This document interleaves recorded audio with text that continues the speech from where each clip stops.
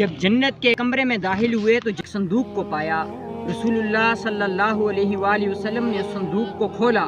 جب اس صندوق کو کھولا تو اس میں سے ایک جبہ نکلا۔ حضور علیہ الصلوۃ والسلام نے کہا یا اللہ یہ جبہ میں لے جاؤں؟ اللہ نے کہا اے حبیب مجھے پتہ ہے یہ جبہ تو لے جائے گا لیکن خود نہیں پہنے گا، جا کر کسی غلام کو دے دے گا۔ کہا یا اللہ تیرا فضل ہی بڑا ہے، تیرا بڑا فضل ہے، ایسا ہی ہے میں جا کر کسی غلام کو دے دوں گا۔ تو رسول اللہ نے کہا کہ اے میرے حبیب یہ جبہ میرے اس غلام کو دینا جو میرے راز تک پہنچ جائے۔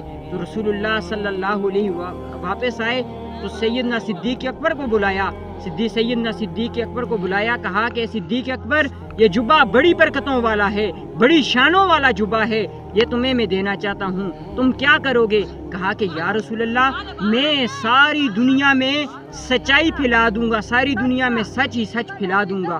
کہا سیدنا صدیق اکبر سے کہا تم نے بہت اچھی بات کی ہے لیکن تم اللہ کے راز تک نہیں پہنچ سکے۔ پھر عمر فاروق کو بلایا، سیدنا عمر فاروق کہنے لگے کہ یا رسول اللہ یہ جبہ اگر آپ مجھے دے دیں تو میں پوری دنیا میں عدل اور انصاف کا چرچا کر دوں گا، پوری دنیا میں عدل اور انصاف کا چرچا ہوگا، پوری دنیا میں عدل اور انصاف کا جھنڈا لہرائے گا۔ تو رسول اللہ صلی اللہ علیہ وآلہ وسلم نے کہا کہ اے میرے غلام، اے میرے عمر، تم نے بات اچھی کہی ہے لیکن تم اللہ کے راز تک نہیں پہنچ سکے۔ پھر سیدنا عثمان غنی رضی اللہ تعالیٰ عنہ کو بلایا گیا۔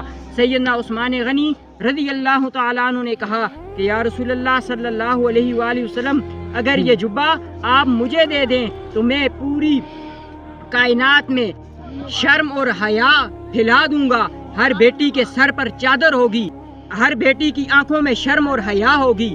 کہا کہ اے عثمان غنی بہت اچھی بات کہی ہے، بہت پیاری بات کہی ہے لیکن تم اللہ کے راز تک نہیں پہنچ سکے۔ پھر باری آئی شیر خدا سیدنا علی المرتضیٰ رضی اللہ تعالیٰ عنہ کی۔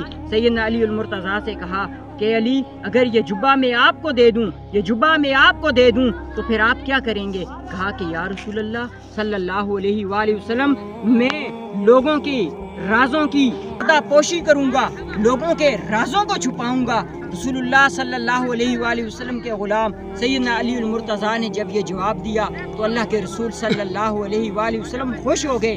کہا کہ اے میرے علی تم اللہ کے راز تک پہنچ گئے ہو۔ یہ جبہ وہ جبہ اللہ کے رسول صلی اللہ علیہ وآلہ وسلم نے اپنے غلام سیدنا علی المرتضیٰ رضی اللہ تعالیٰ عنہ کو عطا کر دیا کہ ہم ایک دوسرے کے راز جو ہمارے پاس آتے ہیں ہم ان کی پردہ پوشی کریں، ان کو چھپائیں۔